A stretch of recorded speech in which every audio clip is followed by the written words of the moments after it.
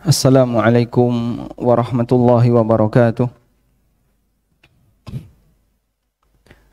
Alhamdulillahi rabbil alamin alladzi hadana lihadza wa ma kunna linahtadiya laula an hadana Allah. Laqad jaa rusulu rabbina bil haqq wa nudu an tilkumul jannatu urithumuha bima kuntum ta'malun. Wa ashhadu an la ilaha illallah wahdahu la syarikalah wa ashhadu anna Muhammadan abduhu wa rasuluh salawatu rabbi wa salamu alaihi wa ala alihi wa ashabihi wa man sara ala nahjihi wa stanna bi sunnatihi ila yaumiddin. Alhamdulillah, kita layak bersyukur kehadirat Allah Azza wa Jalla. Di waktu duha ini Allah Subhanahu wa taala memberikan hidayah kepada kita untuk bisa berkumpul bersama dalam rangka belajar, mengadakan halaqah zikir, membahas Al-Quran dan Sunnah. Hari ini adalah hari Ahad dan umumnya masyarakat mereka piknik ke Ciwidey atau kemana lagi? Atau ke tempat rekreasi yang lainnya. Namun Masya Allah, Anda datang ke sini piknik di Taman Surga. Datang bareng keluarga atau sendirian? Bareng keluarga. Ada yang sendirian yang masih jomblo, ya. Ada yang bareng keluarga, walhamdulillah. Atau yang masih jomblo bareng keluarga yang lain. Maksudnya diajak temannya, ya. Barakallahu fiikum jami'an. Kita belajar bersama. Semoga nanti punya pemahaman yang sama. Dan ketika pemahaman kita lebih seragam, insya Allah ketika ada masalah dalam sebuah keluarga lebih mudah untuk diluruskan. Makanya teman-teman ketika belajar jangan lupa untuk mengajak keluarga sehingga kita satu frekuensi. Dan tidak lupa kami ucapkan jazakumullahu khairan kepada DKM Masjid Al-Irsyad Kecamatan apa ini? Paralayang. Oh, Kecamatan Kota Baru. Kabupatennya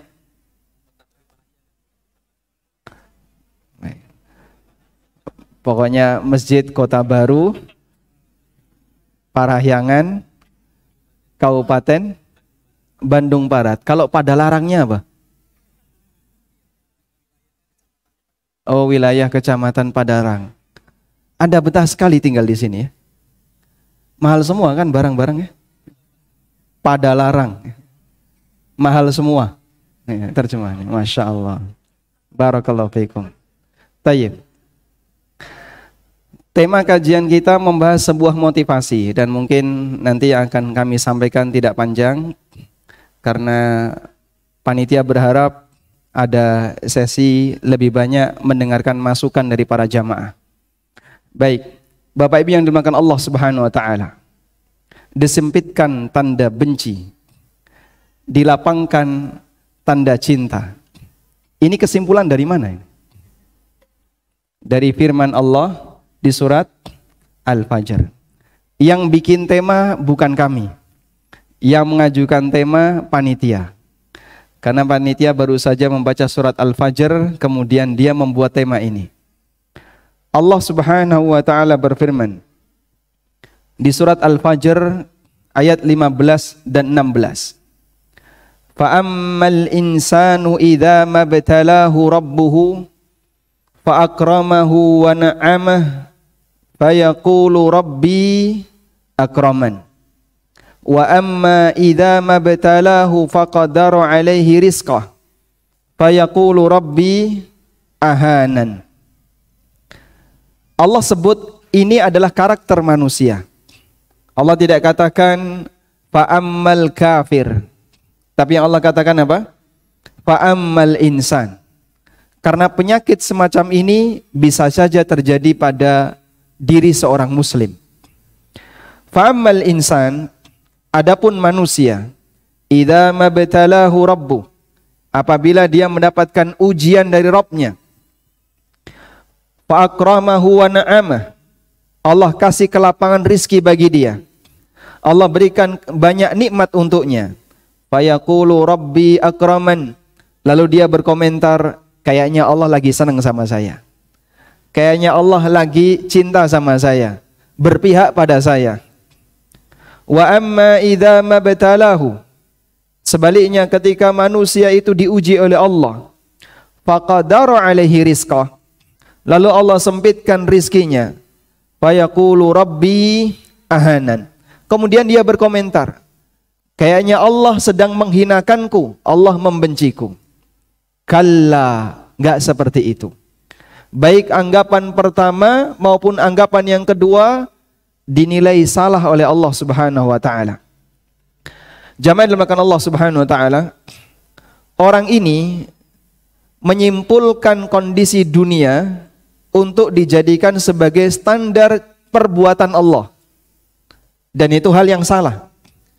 Kondisi dunia dijadikan sebagai standar perbuatan Allah Subhanahu wa taala. Ketika Allah memberikan banyak rizki, memberikan penghasilan yang berlimpah baginya, dia menilai Allah mencintai dia. Sebaliknya ketika Allah Subhanahu wa taala menyempitkan penghasilannya, menyempitkan pendapatannya, dia menilai Allah sedang tidak suka sama dia. Perbuatan Allah dalam urusan dunia, dalam masalah takdir dunia, dijadikan sebagai standar untuk menyimpulkan perbuatan Allah dalam masalah syariat. Padahal cinta dan benci Allah itu tidak bergantung kepada kondisi dunia. Paham di sini kesimpulannya? Baik. Dan ayat yang semisal juga Allah sebutkan di beberapa surat yang lain. Di antaranya firman Allah Subhanahu wa taala di surat Al-Mu'minun ayat 55 dan 56. Ayahsabuna annama numidduhum bihi mim mali wa banin nusari'u lahum fil khairat bal la yash'urun. Allah berfirman di surat Al-Mu'minun, ayahsabuna annama numidduhum, apakah mereka menyangka ketika kami memberikan kelapangan kepada mereka mim mali wa banin, berupa harta yang banyak, keturunan yang banyak, nusari'u lahum fil khairat, berarti kami menyegerakan kebaikan untuk mereka, bal sebaliknya, la yash'urun, ternyata mereka tidak punya pemahaman, mereka enggak merasa kalau sebenarnya Allah Subhanahu wa taala sedang memberikan ujian bagi mereka. Karena baik kebaikan dalam urusan dunia, kondisi yang nyaman dalam urusan dunia maupun kondisi yang sempit dalam urusan dunia, semuanya Allah jadikan sebagai potensi ujian. Sebagaimana yang Allah tegaskan dalam Al-Quran, wa nabluukum bisyarri wal khairi fitnah, dan kami menguji kalian dengan adanya kebaikan dan keburukan dalam urusan dunia. Orang dijadikan kaya, itu ujian. Orang dijadikan sukses dalam usaha, itu juga ujian. Orang dijadikan miskin, ujian. Susah ketika berusaha, juga bagian dari ujian. Wa nabluukum bisyarri wal khairi fitnah. Aku menguji manusia, aku menguji kalian, baik dengan kondisi kalian mendapatkan kelapangan hidup maupun kalian mendapatkan kesusahan. Karena itulah jamaah yang dimuliakan Allah, para ulama membuat kesimpulan, yang namanya kaya dan miskin secara zatnya artinya secara status kondisi kaya dan miskin, tidak ada nilai pujian maupun celaan. Sehingga kalau kita ditanya, siapa yang lebih mulia, manusia kaya atau manusia miskin? Jawabannya apa? Tidak ada nilai kelebihan. Baik yang kaya maupun yang miskin tidak ada nilai kelebihan. Maka yang kaya tidak boleh dia merasa lebih tinggi derajatnya dibandingkan yang miskin. Hal yang sama, yang miskin tidak boleh merasa lebih tinggi derajatnya dibandingkan yang kaya. Karena kaya dan miskin itu murni pilihan dari Allah dan bukan atas pilihan makhluk. Makanya kalau misalnya di masjid ini ya, Anda disuruh milih mana yang lebih baik, kaya yang bersyukur ataukah miskin yang sabar? Saya tanya yang lebih baik, bukan Anda milih yang mana ya. Mana yang lebih baik, kaya yang bersyukur atau miskin yang sabar? Kaya yang bersyukur. Miskin yang sabar. Belakang, kaya yang sabar. Masya Allah. Ini terlalu sering berurusan dengan pajak. Makanya mungkin sering sakit hati jadi orang kaya yang sabar. Baik. Mana yang lebih baik antara kaya bersyukur atau miskin yang sabar? Yang lebih baik mana?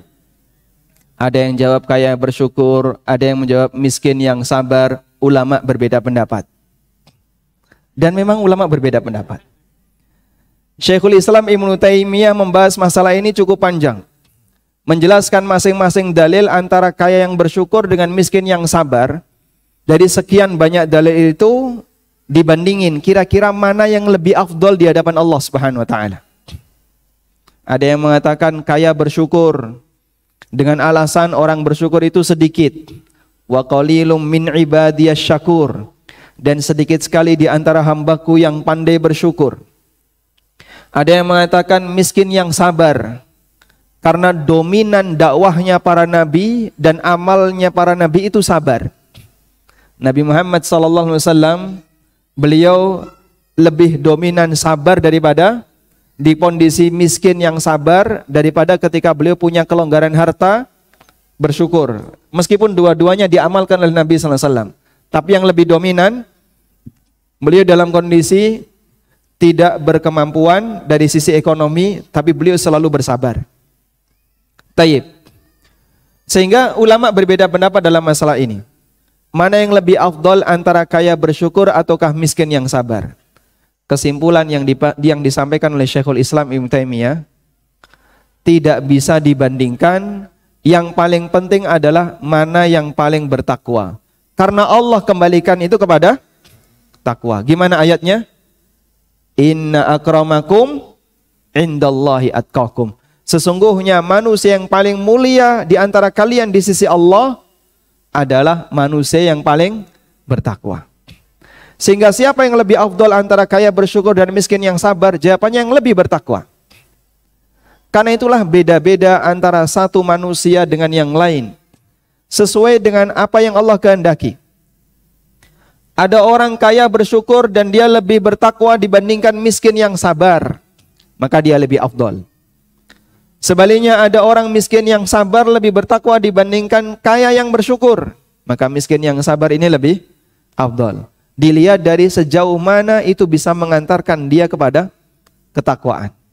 Maka yang namanya kaya dan miskin tidak terpuji secara dzatnya. Yang lebih penting adalah di posisi mana Anda berada, bisakah Anda jadikan posisi Anda itu mengantarkan Anda kepada takwa? Karena kita kalau disuruh milih, jadi kaya bersyukur ataukah miskin yang sabar, nggak usah jawab Pak ya. Yakin ijma di sini pilih kaya bersyukur. Bil ijma. Dengan sepakat Bapak dan Ibu. Saya sempat tanya kepada salah satu jamaah waktu di Jakarta. Pilih kaya bersyukur atau miskin yang sabar? Ada satu jamaah bilang, saya pengen jadi miskin yang sabar. Tenane. Serius ini. Sanggup Pak Ustadz. Masya Allah. Memang dulu sahabat itu ada yang demikian. Seperti yang pernah dialami oleh siapa? Abu Darda radhiyallahu anhu. Abu Darda radhiyallahu anhu. Jadi begini ya. Kita dikasih kelebihan oleh Allah untuk beribadah kepadanya sesuai dengan potensi yang ada pada diri kita. Sehingga masing-masing manusia selera ibadahnya itu beda-beda. Mungkin ada di antara kita yang senang sholat, sehingga sholat dia lebih dominan dibandingkan puasa. Ada di antara kita yang senang puasa, maka ibadah puasanya lebih dominan dibandingkan yang lain. Ada di antara kita yang senang sedekah, tapi ketika dia diajak ngaji mungkin masih malas-malesan. Ada yang senang ibadah ngaji, tapi diajak ibadah yang lain gak sesemangat ngaji. Masing-masing orang dikasih oleh Allah kemampuan beribadah yang berbeda-beda. Dan Imam Malik bin Anas rahimahullah pernah mengatakan, Innallaha qassamal a'mal kama qassamal arzaq. Allah bagi amal bagi para hamba sebagaimana Allah bagi rizki. Di sini ada banyak pengusaha. Bidang usaha Anda sama atau beda? Beda ya? Sebelah kanan warung kopi, yang tengah produsen kopi, sebelah kiri kafe kopi. Kopi kafe, Pak. Karena kan kita biasanya ngikuti bisnis itu sesuai tren. Kopi kafe ya. Nanti herbal semua. Sirwal kafe kan gitu. Kita punya pendapatan yang berbeda-beda. Ada yang pendapatan di consumer, ada di fashion, ada di konsultan, ada sebagai karyawan, semuanya berujung pada pendapatan yang halal. Begitu ya? Allah kasih rizki kita melalui jalan yang berbeda-beda. Sebagaimana kata Imam Malik, Allah kasih pahala kepada kita melalui jalur yang berbeda-beda. Ada yang melalui jalur sholat, ada yang melalui jalur puasa, ada yang melalui jalur apalagi kajian, ada yang melalui jalur membaca Al-Quran, melalui jalur yang berbeda-beda. Tapi muaranya satu, yaitu pahala dari Allah Subhanahu wa taala. Maka demikian pula dalam masalah amal batin jamaah. Ada sebagian di antara manusia yang dia dikasih oleh Allah kemampuan beramal batin dari sisi sabar. Ada yang dikasih oleh Allah, dia lebih dominan amal batin dari sisi syukur. Ada yang dikasih oleh Allah dominan amal batin dari sisi apalagi misalnya tawakal. Berbeda-beda antara satu dengan yang lain. Dan kita biasanya bisa mengenali. Bapak kalau saya tanya, Bapak amal andalannya apa? Sholat, puasa, sedekah, kajian atau apa? Masing-masing orang bisa jawab. Mas, saya itu senang sholat. Kalau saya disuruh puasa, saya nggak sanggup. Saya senang puasa. Saya itu rasanya senang kalau puasa, nyaman. Apalagi di rumah tidak ada apa-apa. Ada yang dia lebih senang dengan membaca Al-Quran. Ada yang lebih senang di ibadah A, B, dan seterusnya. Itulah kita. Bisa menilai amal dohir apa yang sesuai selera. Namun sahabat lebih tinggi dari itu. Mereka bisa menilai amal batin apa yang lebih sesuai selera. Itu lebih sulit jamaah. Contohnya gimana? Abu Darda. Beliau pernah mengatakan begini. Al-maradu ahabbu ilayya minas sihah. Wal faqru ahabbu ilayya minal ghina. Jadi orang yang gampang sakit lebih saya sukai daripada jadi orang yang selalu sehat. Masya Allah. Tiap hari watuk, pilek, corona, Om Imron, terus apa lagi? Mau tiap hari ganti-ganti sakit ya. Kata beliau, saya lebih senang dengan yang seperti ini. Wal faqru ahabbu ilayya minas sihah. Dan jadi orang miskin lebih saya sukai daripada jadi orang yang sehat. Kenapa beliau lebih milih seperti itu? Karena beliau radhiyallahu anhu lebih senang amal sabar daripada syukur. Sampai bisa mengenali demikian. Coba Anda perhatikan ya. Batin kita ini, batin Anda semua, lebih dominan amal apa? Sabarnya kah? Syukurnya kah? Atau yang mana? Itu bisa dites. Dari sekian banyak ujian yang diberikan oleh Allah. Kadang Allah kasih kelonggaran. Coba lihat sejauh mana kehebatan orang ini bersyukur. Kadang Allah kasih ujian dalam bentuk musibah. Lihat sejauh mana orang ini bersabar. Anda bisa ngetes mana yang dominan. Seharusnya masing-masing bisa menentukan. Dari situlah kita bisa mengenali. Kenapa Allah kasih saya ujian A. Kenapa Allah kasih saya ujian B. Sebab Anda diminta untuk beramal sesuai dengan posisi Anda. Orang kalau bisa kenal semacam ini, dia bisa melihat hikmah penciptaan dirinya. Hikmah kenapa aku diciptakan oleh Allah. Masya Allah, sekarang saya sadar. Berarti saya lebih dominan di sini. Hikmah Allah ciptakan diriku adalah agar aku lebih banyak bersyukur. Agar aku lebih banyak bersabar. Agar aku lebih banyak bertawakal. Agar aku lebih banyak bergantung kepada Allah dan seterusnya. Nah, kalau sudah sadar seperti itu, begitu menerima ujian, kita sudah di posisi yang siap. Baik ujian dalam arti kebaikan dunia maupun ujian dalam makna kesempitan dunia. Kita sudah siap. Taib. Karena yang namanya kaya dan miskin itu pilihan Allah. Selanjutnya Allah pilih kita di mana posisi kita. Di posisi itulah yang lebih penting adalah amal apa yang bisa kau lakukan agar kau bisa menjadi orang yang sukses di sana. Kaya yang sukses adalah yang bersyukur. Miskin yang sukses adalah miskin yang sabar. Kalau Anda bisa demikian, walhamdulillah, berarti itu hakikat tanda cinta dari Allah Subhanahu wa taala. Baik. Sekarang saya bacakan keterangan Al-Hafidh Ibnu Katsir tentang tafsir firman Allah taala di surat Al-Fajr ayat 15 dan 16. Fa'ammal insanu idza ma batalahu rabbuh fa akramahu wa na'amah fayaqulu rabbi akraman. Manusia dia menyangka apabila dia diuji oleh Allah dengan kenikmatan, dia merasa bahwasanya Allah sedang mencintai dirinya.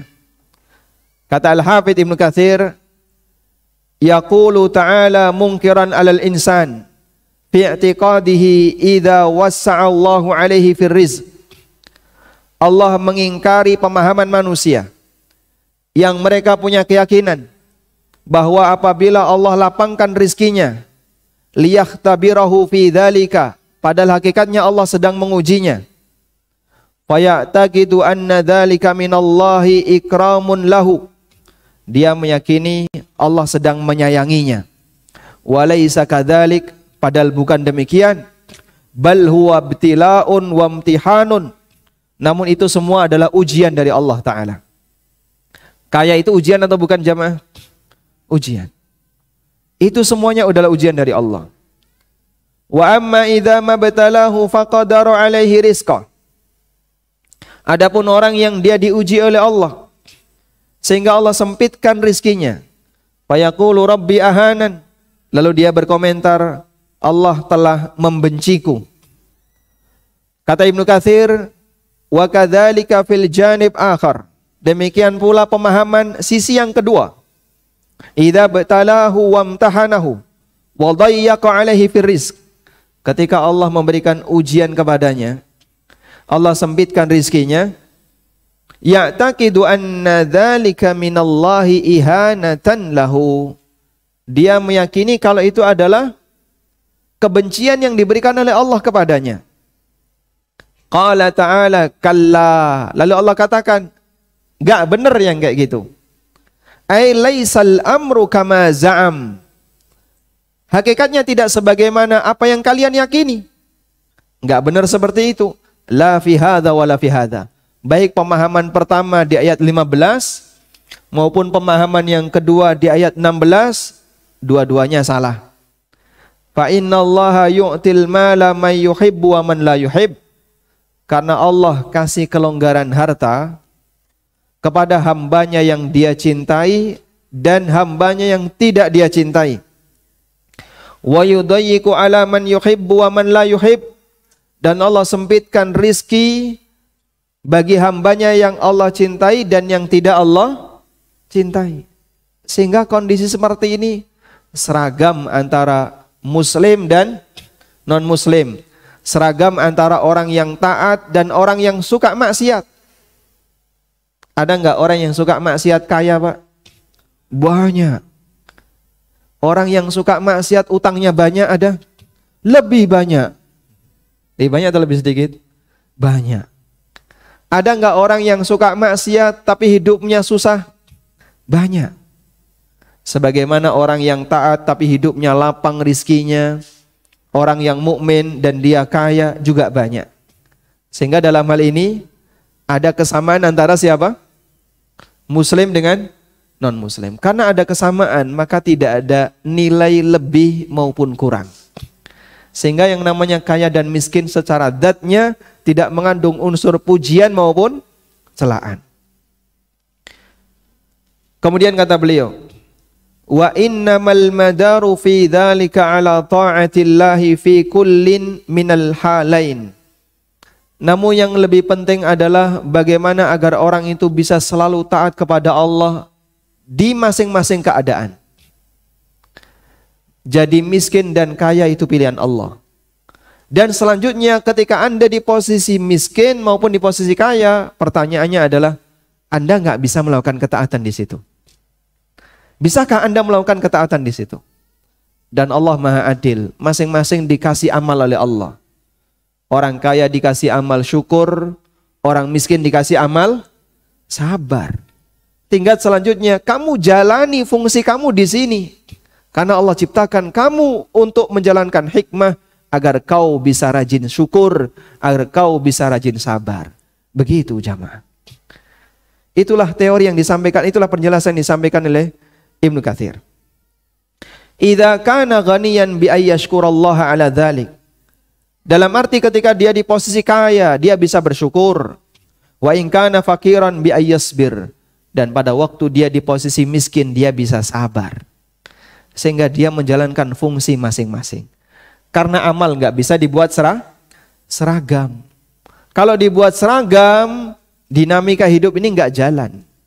Maka terkadang ada yang dikasih posisi A, dikasih posisi B. Tinggal selanjutnya, apakah kita bisa menjalankan tugas itu sesuai dengan posisi kita ataukah tidak? Allah tidak mempertanyakan kita, kenapa kau jadi miskin? Enggak. Tapi Allah akan meminta pertanggungjawaban. Kenapa kau enggak sabar ketika dikasih kemiskinan? Maka yang dipikir bukan miskinnya, tapi apa Pak? Sabarnya. Sehingga solusi yang diberikan itu bukan gimana mengentaskan orang dari kemiskinan, bukan. Tapi solusi yang diberikan oleh agama, gimana ngajari orang untuk bisa sabar ketika miskin. Kita kan kadang mikirnya kayak gitu ya. Ini ada banyak masalah masyarakat. Apa masalahnya? Kondisi ekonomi mereka miskin. Terus gimana kita pecahkan solusinya? Buat mereka kita entaskan dari kemiskinan. Tidak bisa Pak. Kaya dan miskin itu pilihan Allah. Dan bukan pilihan manusia. Bolehlah Anda membantu mereka, ngasih kesempatan mereka untuk bersama-sama mendapatkan sebagian harta kita. Atau Anda ngasih lowongan pekerjaan bagi dia, boleh. Tapi jangan Anda punya keyakinan itu adalah upaya yang kita lakukan untuk menjauhkan dia dari kemiskinan. Tidak bisa, itu takdir. Pilihan Allah. Maka yang kita ajarkan bukan gimana cara dia keluar dari miskin, tapi yang kita ajarkan adalah bagaimana agar dia bisa berposisi yang beramal yang benar sesuai dengan posisinya. Nabi SAW, kalau kita ditanya, beliau itu kaya yang bersyukur atau miskin yang sabar? Jawabannya yang mana? Dua-duanya. Dua-duanya. Rasulullah SAW, beliau adalah orang yang kaya bersyukur dan sekaligus miskin yang sabar. Tapi yang lebih dominan yang kedua. Karena itulah Rasulullah SAW di posisi ini, beliau tidak kemudian mengajak kepada para sahabat, nanti kita akan kaya bareng-bareng, tidak. Dan dominan sahabat itu tidak mampu. Jauh lebih rendah secara ekonomi dibandingkan orang yang hidup di zaman sekarang. Coba tanyakan kepada ibu-ibu ya. Ada enggak di antara ibu-ibu yang waktu hari raya enggak punya jilbab? Ada? Kalau waktu berangkat sholat id enggak pakai jilbab, ada Pak? Banyak. Berangkat sholat id enggak pakai jilbab, ada Pak? Banyak. Tapi kalau ibu-ibu waktu datang sholat id nggak punya jilbab, nemu nggak Pak? Nggak ketemu gitu. Masya Allah. Dulu ada sahabiat pada waktu Nabi SAW perintahkan kepada para sahabat keluar semuanya, laki perempuan sampai pun wanita haid ajak keluar, gadis-gadis pingitan ajak keluar semuanya. Datang salah satu sahabat, ya Rasulullah, sesungguhnya fulanah nggak punya jilbab. Apa kata Nabi SAW? Tolong saudarinya meminjamkan jilbab kepadanya. Gak jumpa kita Pak. Di zaman sekarang ada orang hari raya nggak punya jilbab. Kalau nggak pakai jilbab banyak ya. Tapi kalau nggak punya jilbab mungkin tidak ada. Saking sederhananya kehidupan yang dialami oleh para sahabat Nabi SAW. Tayyib. Kemudian jamaah yang dimuliakan Allah Subhanahu wa taala, ketika orang itu merasa bahwa pada saat dia kaya, dia merasa Allah sedang cinta kepadanya, Allah balas dan Allah jelaskan dalam Al-Quran, ini adalah hakikatnya istidraj dari Allah untuk menguji apakah dia mau taat ataukah tetap bertahan dalam maksiat. Sebagaimana yang Allah firmankan di surat Al-Mu'minun yang tadi sudah kita kutip, ayat 55 dan 56. Allah Ta'ala berfirman, ayahsabuna annama numidduhum bihi mimmali wa banin nusari'u lahum fil khairat bal la yash'urun. Apakah mereka menyangka ketika aku berikan kelapangan kepada mereka berupa harta dan anak, mereka merasa bahasanya Allah telah menyegerakan kebaikan baginya? Bal la yash'urun. Namun mereka tidak merasa kalau itu adalah istidraj dari Allah. Kata Ibnu Katsir rahimahullah ketika beliau menjelaskan surat Al-Mu'minun ayat 55-56. Ayadhunnu haula'il maghrurun. Apakah orang yang tertipu dengan kehidupan dunia itu punya keyakinan annama nu'tihim minal amwali wal aulad, bahwa harta, anak yang aku berikan kepada mereka, dan rata-rata orang kaya di zaman Nabi SAW, orang musyrikin di zaman Nabi SAW lebih kaya dibandingkan mukmin. Baik ketika beliau berada di Mekah maupun di Madinah. Yahudi itu Masya Allah ya, kebun kurmanya banyak. Kemudian mereka menguasai perdagangan di pasar-pasar Madinah. Demikian pula orang musyrikin Mekah. Mereka lebih dominan dalam masalah ekonomi dibandingkan orang-orang yang beriman. Makanya waktu Abu Sufyan ditanya oleh Raja Heraklius, dan waktu itu Abu Sufyan sudah masuk Islam atau belum? Belum. Ditanya oleh Raja Heraklius, amuttabi'uhum ahlul fakri am ahlul ghina? Yang menjadi pengikut Muhammad itu orang yang kaya ataukah orang yang miskin? Bal du'afa'u minna. Kata Abu Sufyan, rata-rata pengikutnya Muhammad itu orang yang status sosialnya rendah di antara kami. Dan ternyata para nabi di masa silam pengikutnya juga seperti itu. Lalu Heraklius gimana kesimpulannya? Hakadha azba'ur rusul. Memang demikianlah para pengikut nabi-nabi di masa silam. Makanya Allah ceritakan dalam Al-Quran ketika Nabi Nuh alaihissalatu wassalam berdakwah, pengingkaran yang disampaikan oleh orang-orang musyrikin. Mereka mengatakan bahwasanya pengikut kamu adalah aradhiluna badiyar ra'yi, orang-orang rendahan di kalangan kami yang dia cupet akalnya, nggak mau diajak mikir panjang, hanya bisa nurut-nurut saja, sehingga setiap kali mendapatkan sesuatu langsung sami'na wa ata'na. Itu dianggap sebagai orang yang nggak berkembang akalnya, terlalu gampang taat sama Nabi, dianggap orang yang tidak berkembang akalnya. Sehingga bibit kesombongan liberalisme dari dulu sudah ada. Itu sudah ada zaman Nabi Nuh. Menganggap bahwa bisa membantah Nabi itu pinter. Sebagaimana orang di zaman sekarang ya. Kalau orang sudah bisa mencoba mengkritik Al-Quran, dekonstruksi agama, tanda orang yang cerdas. Itu kan standarnya orang liberal. Makanya upaya mereka selalu ke arah sana. Gimana caranya biar membuat sebuah pernyataan yang yang bisa bikin viral, aneh. Padahal itu sebenarnya adalah merusak aturan agama. Baik, kembali ke sini. Mereka ketika dikasih oleh Allah harta yang banyak, anaknya, keturunannya juga banyak, mereka menyangka karena Allah memuliakannya dan Allah menyayanginya. Kalla laisal amru kama yaz'umun. Gak benar, tidak sebagaimana yang kalian yakini. Laqad akhtau fi dzalika wa khaba raja'uhum. Sungguh mereka telah memiliki pemahaman yang salah dan harapan mereka juga keliru. Bal innama naf'alu bihim dzalika istidrajan wa intidharan wa imla'an. Namun aku memberikan kekayaan bagi mereka, fungsinya adalah istidraj. Istidraj itu apa, Pak?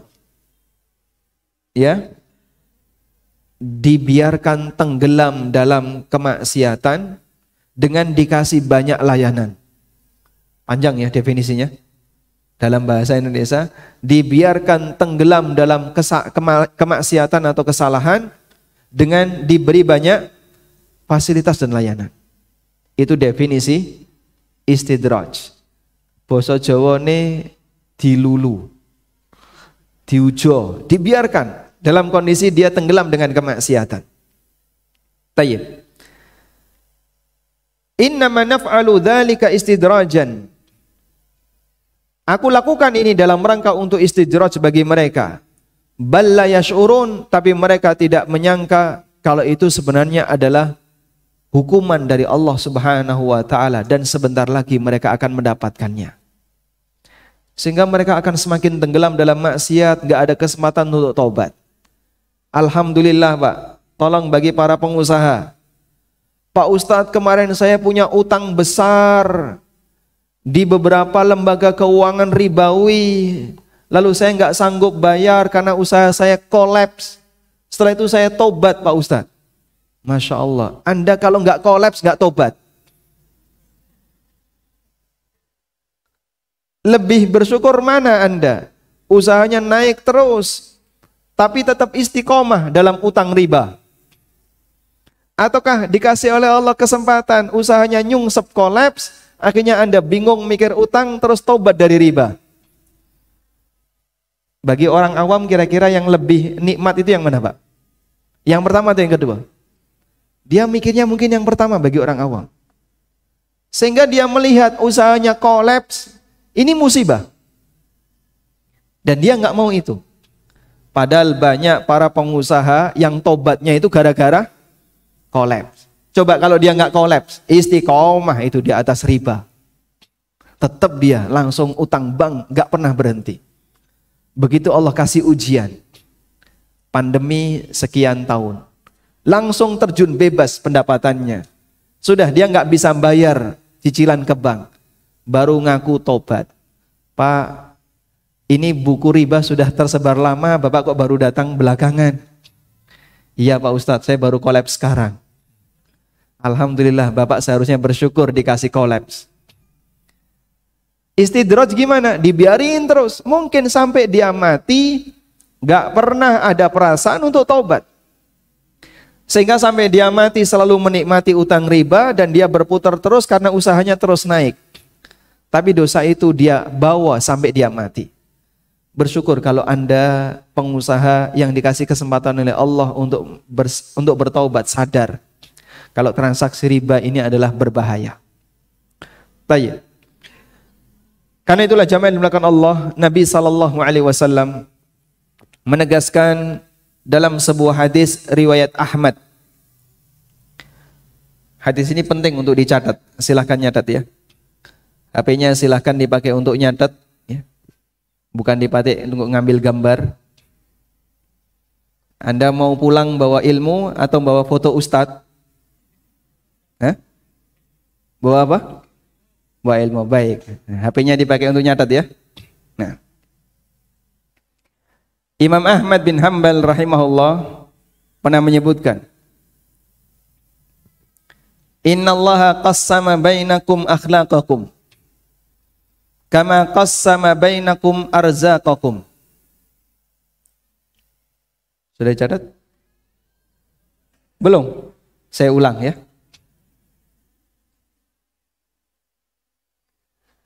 Innallaha qassama bainakum akhlaqakum. Sesungguhnya Allah membagi akhlak kepada kalian.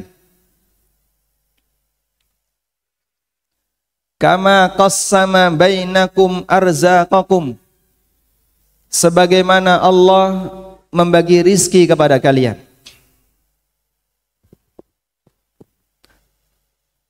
Dan akhlak yang dimaksud dalam hadis ini bisa bermakna kepribadian, bisa juga bermakna agama. Ada sebagian orang yang dia dikasih oleh Allah penyabar. Bapak itu penyabar, Masya Allah. Anaknya keliru, salah, cuman diingatkan dan gak pernah dibentak, gak pernah dimarahi, apalagi dipukul. Sayang, pelit, misalnya ya. Ada juga orang yang dia dikasih oleh Allah akhlak misalnya royal, gampang memberi, gampang ngasih, tapi sayang, galak. Coba kalau itu digabungkan, Masya Allah ya. Jadi sosok yang sangat indah. Baik. Tapi oleh Allah manusia dikasih peringkai yang berbeda-beda, karakter yang berbeda-beda. Dan kita melihat itu di lapangan. Kemudian kata Nabi SAW, wa innallaha azza wa jalla, dan sesungguhnya Allah azza wa jalla yu'tid dunya man yuhibbu wa man la yuhib, memberikan dunia kepada hamba yang dia cintai dan yang tidak dia cintai. Sesungguhnya Allah memberikan dunia kepada hambanya yang dia cintai dan yang tidak dia cintai. Wala yu'tid dina illa liman yuhib, dan Allah tidak akan memberikan kesadaran beragama. Allah enggak bakalan ngasih kesadaran beragama illa liman yuhibbu, kecuali kepada orang yang dia cintai.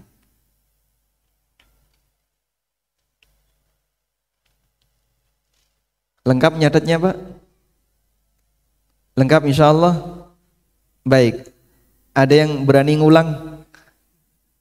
Silakan diulang, tafadhal.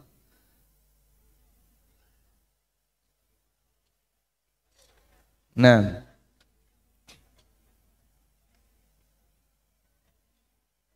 yang tidak dia cintai.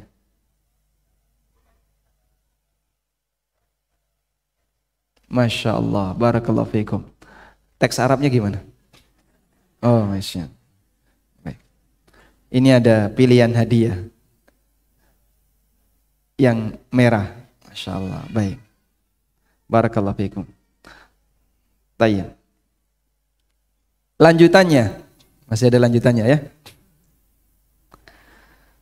Faman a'tahu Allahu din faqad ahabbah, maka siapa yang Allah kasih kesadaran dalam beragama, berarti Allah mencintainya.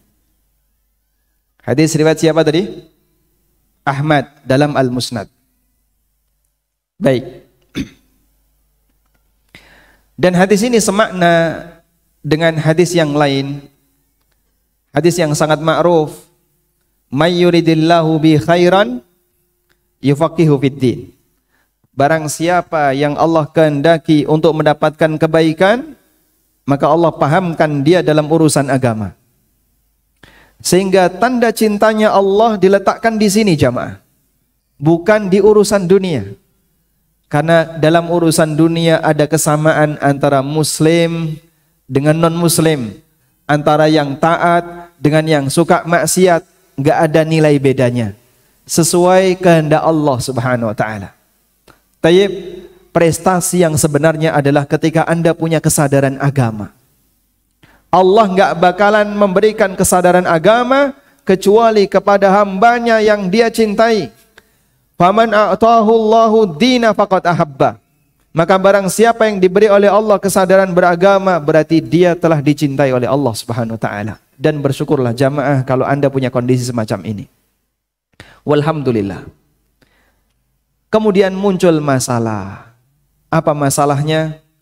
Ada sebagian orang Pak, yang dia dekat dengan agama, kalau pas lagi usahanya lancar.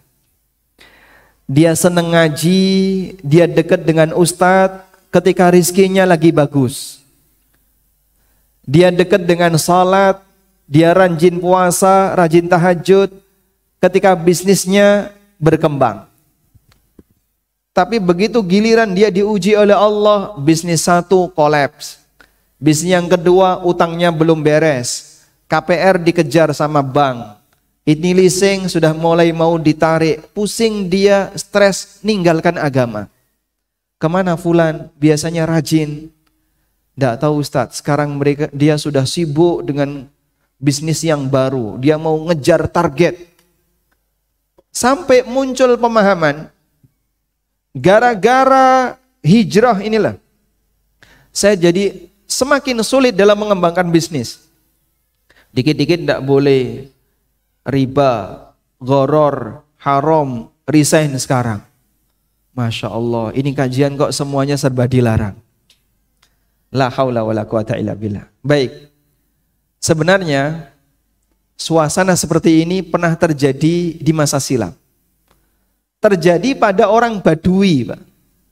Terjadi pada orang Badui. Karakter Badui seperti ini masih dimiliki oleh orang zaman sekarang.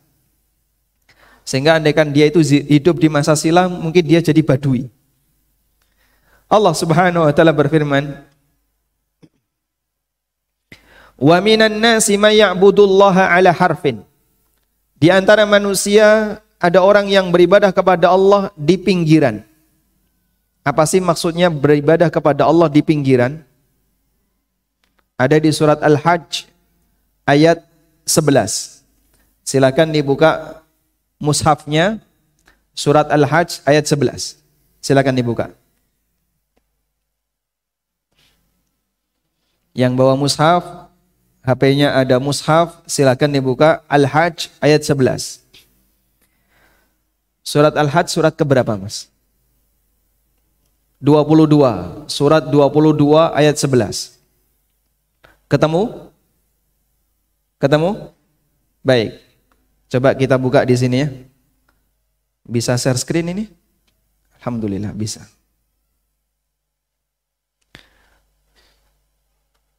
Baik, coba kita lihat surat Al-Hajj ayat 11.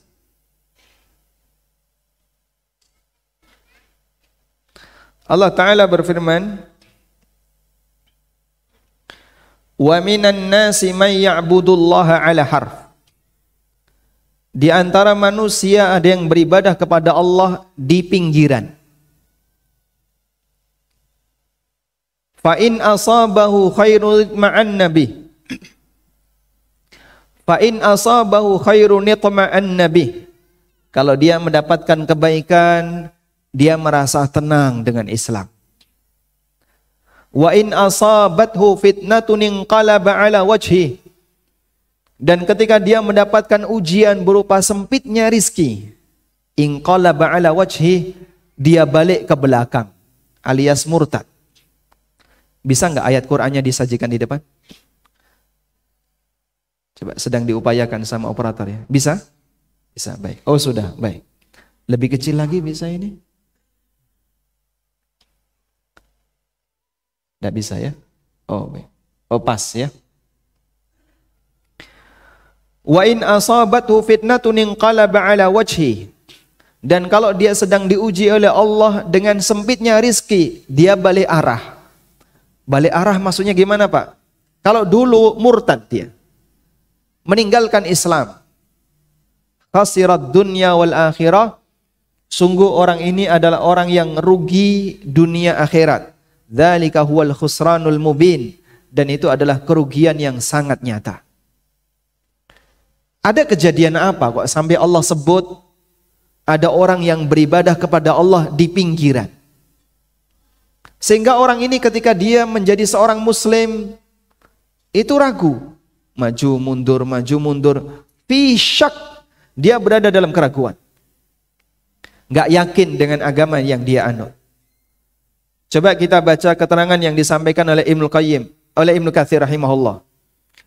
Dalam Ibnu Katsir, beliau membawakan dua riwayat. Yang satu riwayat Bukhari dan yang satu riwayat Ibnu Abi Hatim. Dalam riwayat Bukhari dari Sa'id bin Jubair. Kelihatan Pak? Kelihatan jamaah? Ya. Saya tanya kelihatan atau tidak, bukan bisa baca enggak, nanti kita bacakan ya. Kelihatan Pak? Kelihatan, alhamdulillah. Yang penting kelihatan dulu ya. Tayyib. Dari Sa'id bin Jubair rahimahullah, ulama tabi'in ya. Dari Ibnu Abbas radhiyallahu anhuma. Tentang wa minan nasi may ya'budullaha ala harf. Ada sebagian orang yang dia beribadah kepada Allah, maksudnya dia masuk Islam ala harfin, di pinggiran. Kana ar-rajulu yaqdumul Madinah. Ada orang yang dia datang ke kota Madinah. Ini enggak bisa dibesarin ya. Enggak bisa kayaknya dibesarin. Nah, ada orang yang dia datang ke Madinah, lalu dia masuk Islam. Kemudian dia pulang ke kampung halamannya. Fa in waladat imra'atuhu gulaman. Kalau setelah dia masuk Islam, kemudian ketika pulang ke rumah, kok istrinya melahirkan anak laki-laki. Wa natijat khailuhu, dan kudanya juga melahirkan anak kuda. Qala, maka si Badui ini berkomentar, hadza dinun saleh. Ini agama yang bagus ini. Begitu saya masuk Islam, rezeki saya semakin lancar. Istri saya melahirkan anak laki-laki, kuda saya berkembang, ternak saya makin banyak. Wa illam talid imra'atuhu. Tapi kalau anaknya enggak melahirkan anak laki, kalau istrinya enggak melahirkan anak laki-laki, walam tantuj khailuhu, dan kudanya tidak melahirkan anak, qala hadza dinun su. Maka mereka komentar, ini agama gak memberikan keberkahan. Ini agama yang buruk, tidak mendatangkan keberkahan. Rawahul Bukhari, ini riwayat dari Ibnu Abbas yang disebutkan dalam Sahih Bukhari. Kemudian kita beralih kepada keterangan Ibnu Abi Hatim. Riwayat Ibnu Abi Hatim. Masih dari Sa'id bin Jubair dari Ibnu Abbas. Beliau menceritakan, kana nasun minal a'rab, ada beberapa orang dari Badui, ya'tunan nabiyya sallallahu alaihi wasallam fayuslimun. Mereka mendatangi Nabi sallallahu alaihi wasallam lalu masuk Islam. Fa idza raja'u ila biladihim. Kemudian ketika mereka pulang ke daerah mereka, ke kampung halaman mereka, fa in wajadu ama ghaithin wa ama khasbin wa ama wiladin qalu hasan. Inna dinana hadza la salih fatamassaku bihi. Apabila mereka jumpai pada tahun itu adalah tahun penuh dengan hujan, banyak hasil panen, anak banyak yang lahir, maka mereka berkomentar, wah ini agama yang mendatangkan keberkahan. Istiqomah kalian di atas agama ini. Itu prinsip mereka. Sebaliknya, wa in wajadu ama jadubatin wa ama wiladin su wa ama qahtin. Tapi kalau mereka menjumpai tahun ini gersang, gagal panen, sehingga mereka tidak mendapatkan hasil panen yang baik, qalu, mereka berkomentar, ma fi dinina hadza khairun. Di agama ini enggak mendatangkan keberkahan. Fa anzalallahu ala nabiyhi sallallahu alaihi wasallam, lalu Allah turunkan kepada nabinya sallallahu alaihi wasallam surat Al-Hajj ayat yang 11 tadi. Wa minan nasi may ya'budullaha ala harf. Ada sebagian orang yang dia beribadah kepada Allah di pinggiran. Itu hijrah tapi enggak serius. Bilangnya hijrah tapi cuman cari peluang, cari pasar. Sampai ada sebagian yang nyesel, saya nyesel hijrah. Kenapa Pak? Pisah dengan keluarganya, usahanya hilang semuanya, dia nggak punya apa-apa, habis gara-gara hijrah. Loh Bapak, yang dicari hijrah apa? Katanya ketika hijrah itu rezeki semakin bertambah, usaha semakin lancar. Itu yang testimoni di Facebook, bohong semuanya itu. Yang buat itu bukan ustadz Pak. Nggak tahu. Ya, para pengusaha hijrah, lalu ketika hijrah, dia tinggalkan riba, dia tinggalkan sesuatu yang haram, usahanya berkembang. Ditulislah testimoni. Dikumpulin dari banyak sekali testimoni orang-orang yang hijrah. Dia hijrah motivasinya ini. Begitu dia jalani, betul tinggalkan riba, dia tinggalkan transaksi yang dilarang. Dulu suka main sogok, dulu suka bermain dengan cara curang. Begitu dia hijrah, nyungsep usahanya. Nuduh dusta, itu yang ngasih testimoni. Nyesel saya hijrah mas kayak gini mas. Subhanallah. Bapak memang nyari apa dalam kondisi hijrah ini? Ini ada orang yang dia mempelajari syariat, mau mengikuti syariat, tapi di pinggiran. Kalau dia merasa nyaman, dia bisa kasih testimoni. Cerita sukses, cerita usahanya berkembang. Sejak saya tinggalkan riba, Masya Allah, usaha saya semakin berkembang. Dia posisi nyaman. Sudah? Tolong yang testimoni itu, belum tentu dia bisa bertahan ketika dikasih oleh Allah sebaliknya. Hatinya perlu diwaspadai. Betul enggak? Saya ini memang betul-betul mendukung prinsip hijrah. Ataukah karena saya sedang di posisi nyaman, sehingga saya bisa ngasih komentar yang baik.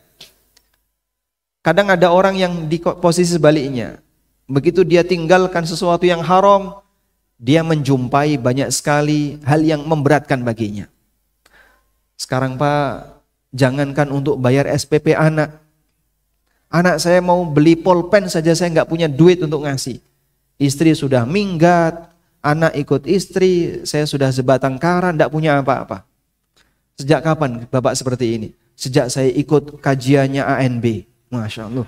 Kok nyebut saya Pak? Masya Allah. Baik. Jadi jamaah yang dimuliakan Allah Subhanahu wa taala, waspada dengan kondisi batin kayak gini. Jangan sampai kita menjadi seperti orang Badui yang mereka punya pemahaman bahwa tujuan hijrah untuk mencari kelapangan dalam masalah pendapatan, nyari harta, bukan itu. Tujuan kita hijrah karena satu. Apa itu Pak? Karena kita sadar akhirat. Sebab hidup tidak sekali, akan ada pertanggungjawaban di akhirat, dan kita pasti akan ditanya oleh Allah dengan semua pendapatan yang kita punya. Maka kita persiapan sejak sekarang. Jangan sampai harta yang kita miliki menjadi sumber penyesalan ketika kita menghadap Allah Subhanahu wa ta'ala. Tayyib. Wa qala Abdurrahman bin Zaid bin Aslam. Abdurrahman bin Zaid bin Aslam menjelaskan tentang ayat ini. Huwal munafik. Yang dimaksud dengan orang yang dia masuk Islam di pinggiran, pada waktu menguntungkan dia bertahan, ketika merasa kok rizkinya seret dia keluar, itu adalah orang munafik. In saluhat lahu dunyahu aqama 'alal ibadah. Kalau dunianya lagi baik, dia bertahan ibadah. Wa in fasadat alaihi dunyahu wa taghayyarat. Tapi kalau dunianya lagi turun dan pendapatannya berubah, inqalaba fala yuqimu 'alal ibadah. Dia berbalik arah dan tidak mau beribadah. Illa lima saluha min dunyahu, kecuali kalau dia punya kelebihan dunia. Gelem sholat kalau rizkinya lancar. Mau puasa ketika usahanya berkah. Ini apa-apaan? Fa in asabathu fitnatun aw syiddatun aw ikhtibarun aw dhiqun. Kalau dia menjumpai sesuatu yang enggak nyaman, ujian, kesempitan, taraka dinahu wa raja'a ilal kufri. Dia meninggalkan agamanya dan kembali kepada kekufuran. Inqalaba ala wajhi, ditafsirkan oleh Mujahid bin Jabr, irtadda kafiran, dia murtad. Lalu Allah kasih komentar di bagian akhir ayat, khasirad dunya wal akhirah. Orang seperti ini rugi dunia akhirat. Kenapa disebut rugi dunia akhirat? Kata Ibnu Katsir, ai fala huwa hasala minad dunya ala syai'. Dia enggak mendapatkan apapun dari bagian dunia. Wa ammal akhirah faqad kafara billahil azim. Sedangkan di akhirat dia kufur kepada Allah. Fa huwa fiha fi ghayatis syaqa wal ihana. dan ketika itu dia mendapatkan kehinaan puncak karena dihukum oleh Allah Subhanahu wa taala. Dzalika huwal khusranul mubin, dan itulah kerugian yang nyata. Waliyadzubillah. Jangan sampai terjadi. Meskipun realitanya ada di lapangan. Salah satu kawan saya bercerita, dia orang Sragen, Jawa Tengah ya. Kalau dia pulang ngasih duit ke bapaknya, bapaknya mau sholat. Tapi kalau dia nggak ngasih duit ke bapaknya, bapaknya nggak mau sholat. Dan saya kira ini hanya cerita salah satu sequel dalam sejarah Muslim yang ada di Indonesia. Masih banyak yang punya kasus yang sama. Terutama ketika orang dihadapkan dengan aturan syariat yang mungkin bagi dia bertabrakan dengan kepentingannya. Perlu persiapan batin. Ingat, yang namanya standar cinta dan bencinya Allah tidak dilihat dari berapa banyak harta yang Anda punya, berapa banyak kesuksesan bisnis yang Anda miliki, tapi sejauh mana Anda bisa selalu bertakwa kepada Allah Subhanahu wa taala. Wallahu taala alam, wa sallallahu ala nabiyyina Muhammadin wa ala alihi wa sahbihi wasallam.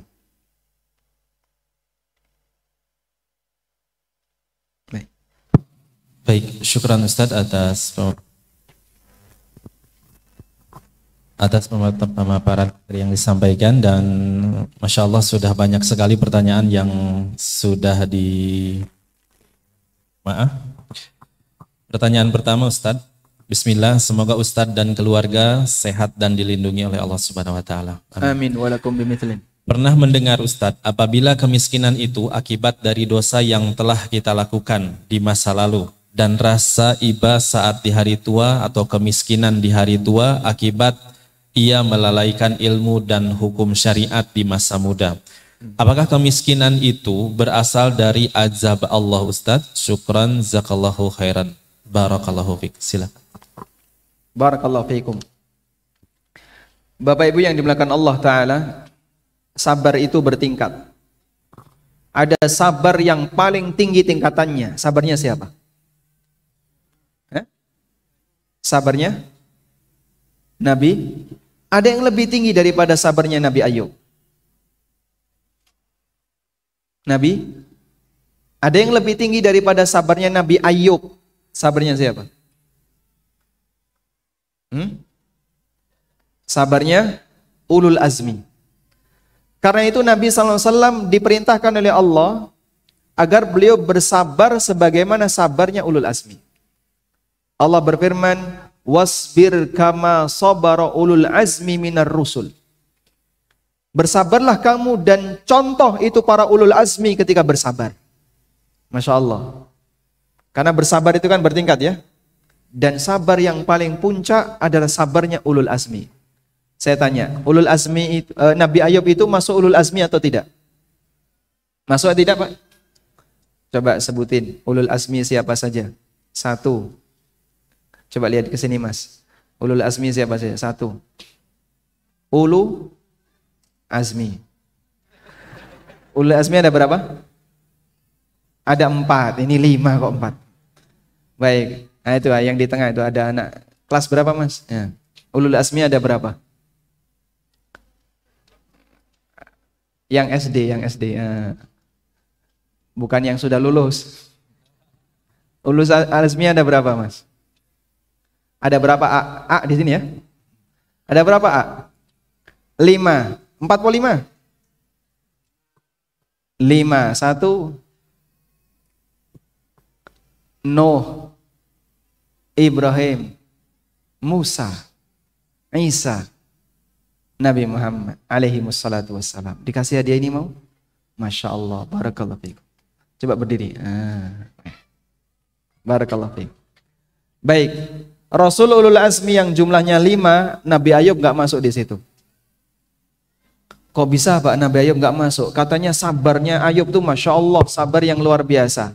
Betul, beliau dikasih ujian oleh Allah yang sangat berat. Tapi sabarnya Ayub itu beda dengan sabarnya ulul azmi.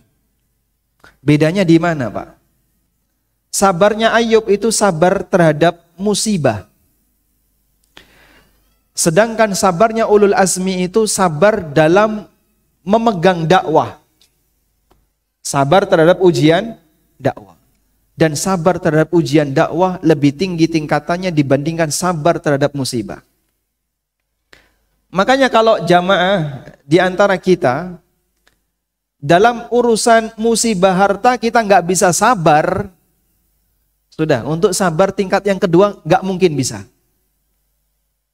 Karena yang namanya musibah itu nggak ada pilihan yang lain. Anda sakit ya, mau sabar, mau marah, apakah sakitnya jadi sembuh? Orang yang sakit kemudian dia emosi, dia nggak sabar, dia marah. Apakah sakitnya sembuh? Tidak, tidak ya. Sehingga orang sakit ketika dia nggak sabar, dia nggak sembuh juga.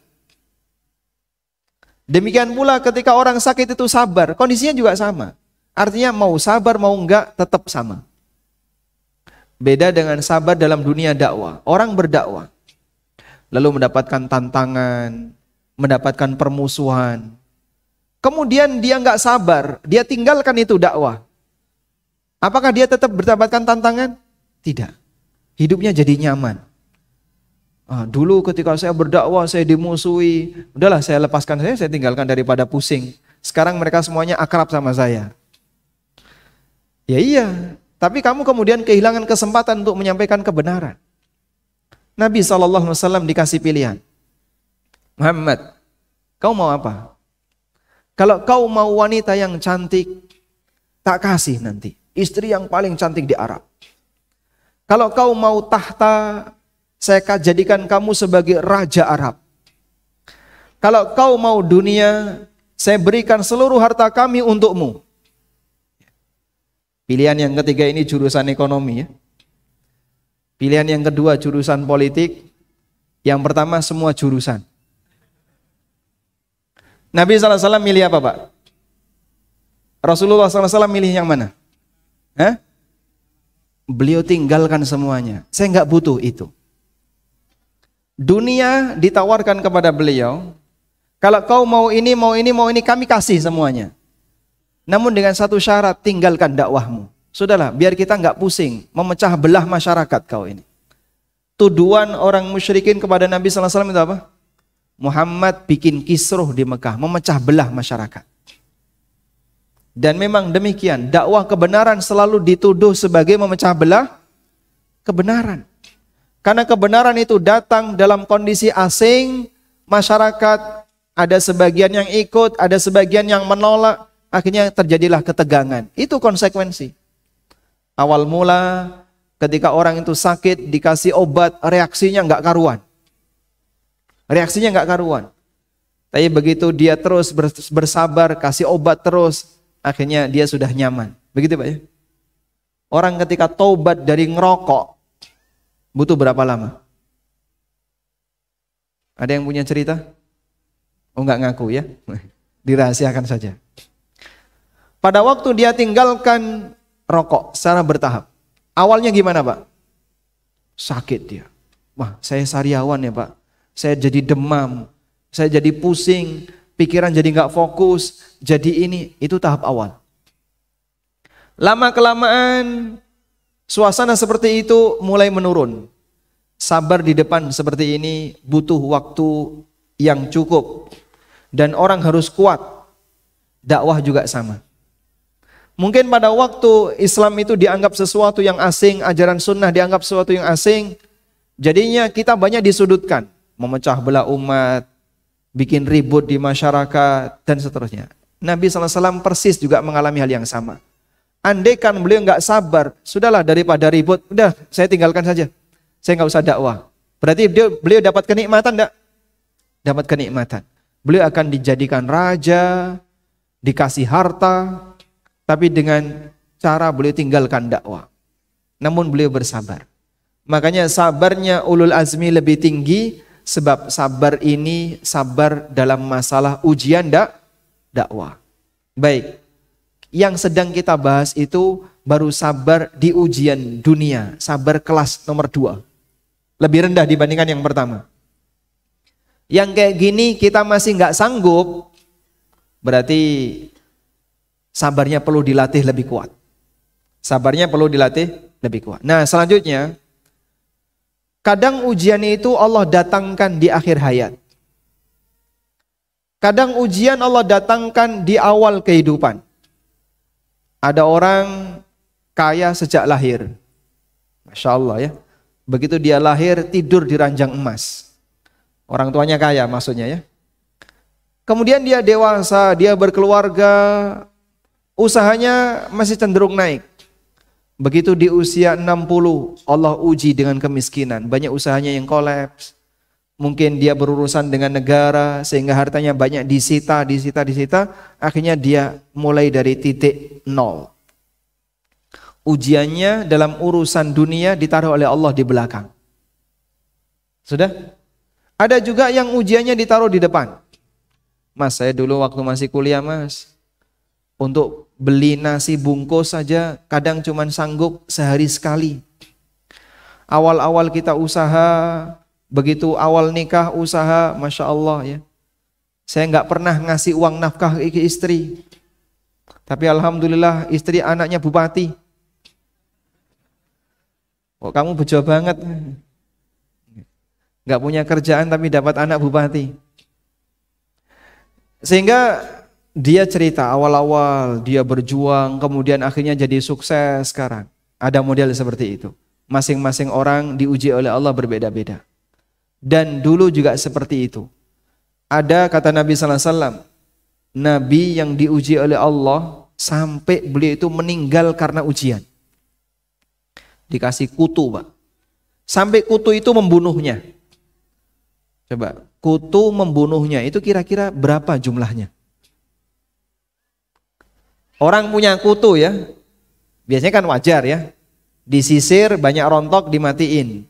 Kira-kira Anda khawatir nggak kutu ini akan mematikan orang itu? Mungkin tidak.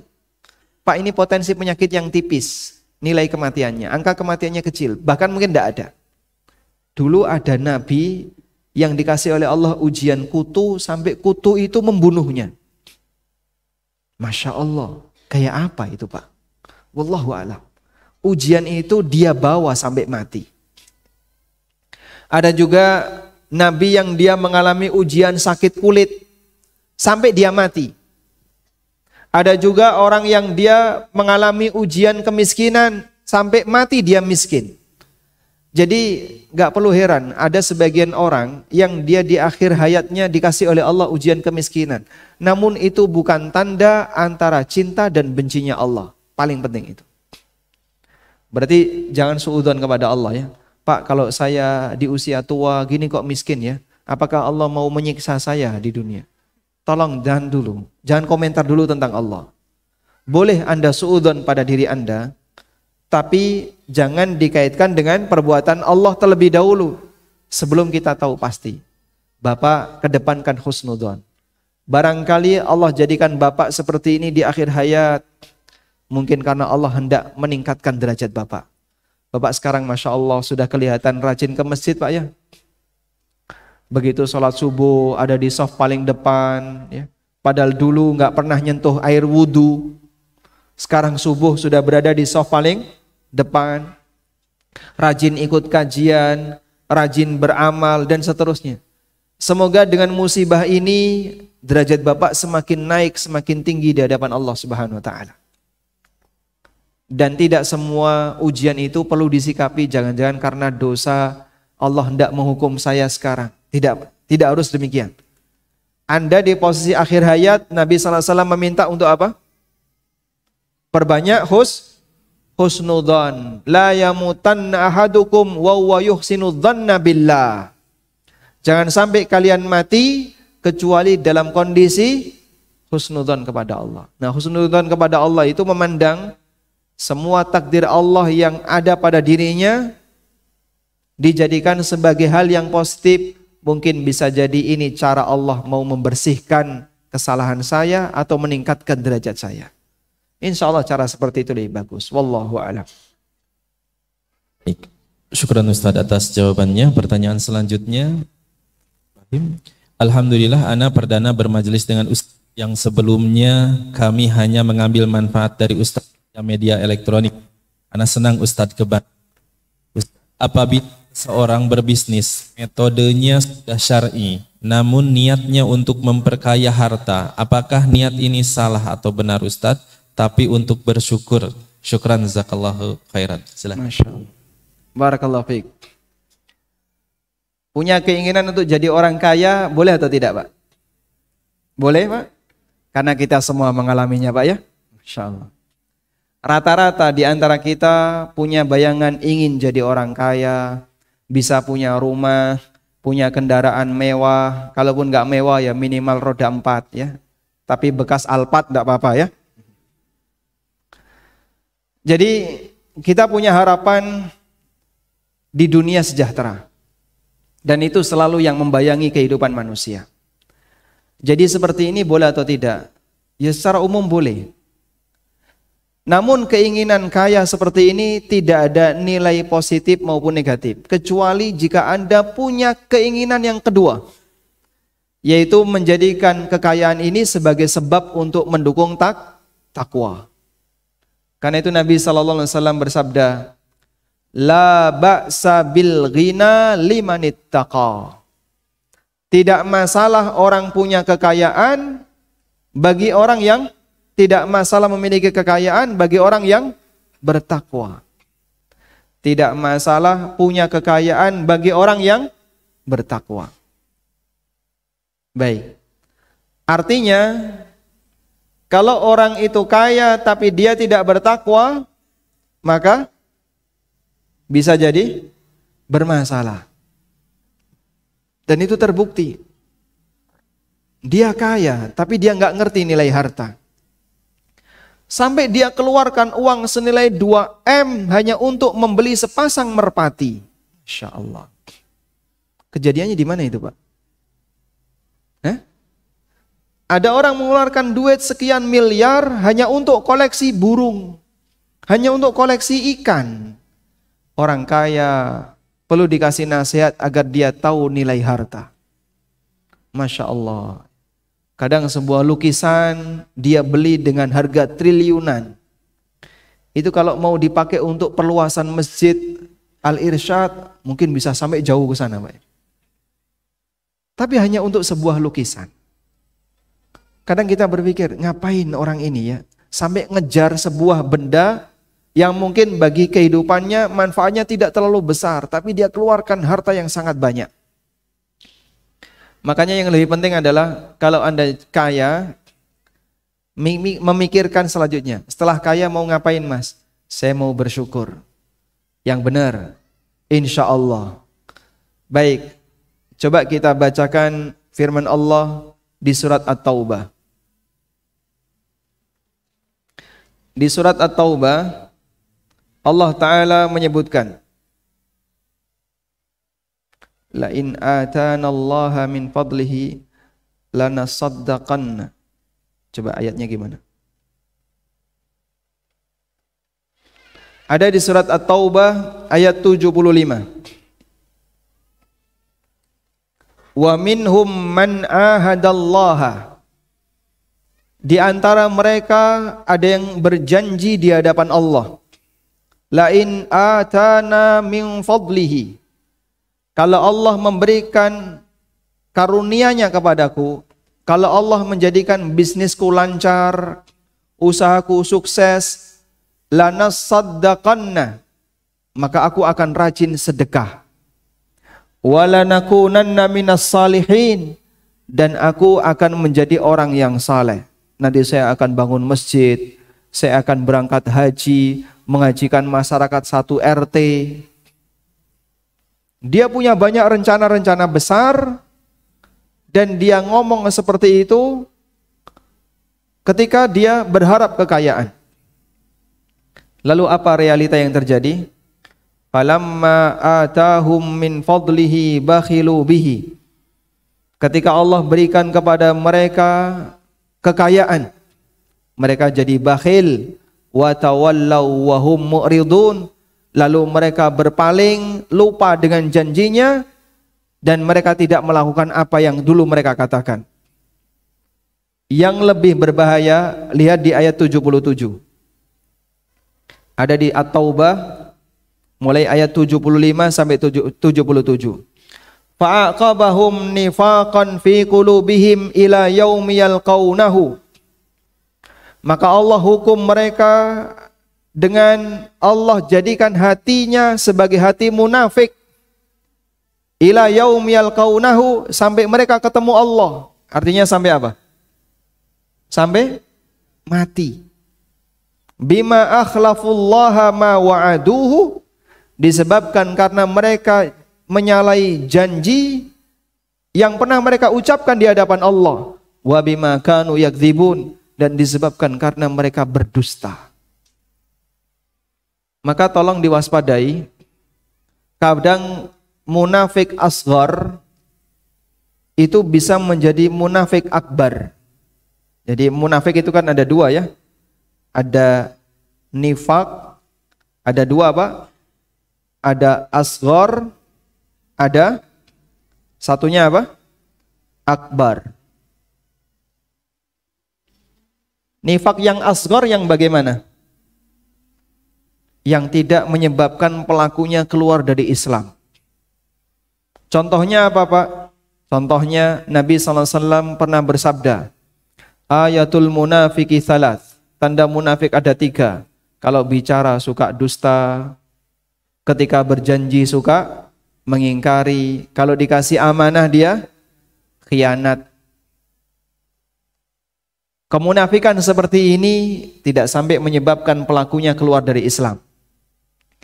Ada munafik akbar, yaitu kemunafikan yang menyebabkan pelakunya keluar dari Islam.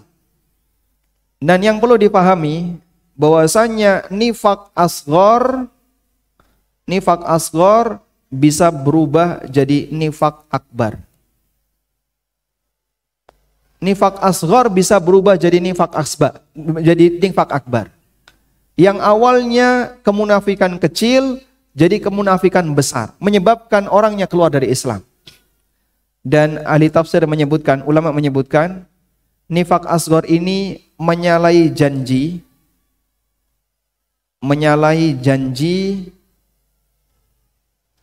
di hadapan manusia. Menyalahi janji di hadapan manusia. Nifak asghar dia menyalahi janji di hadapan siapa? Di hadapan Allah. Masya Allah. Sehingga dia jadi nifak akbar, menyalahi janji di hadapan Allah setelah dia terbiasa dengan yang pertama. Awalnya ini Pak, ketika berjanji dia mengingkari utang, besok ya, besok. Bulan depan. Tahun depan. Kalau sudah ganti presiden, ditunggu sampai ganti presiden juga belum dibayar. La haula wala quwata illa billah, rentangnya 5 tahun ya.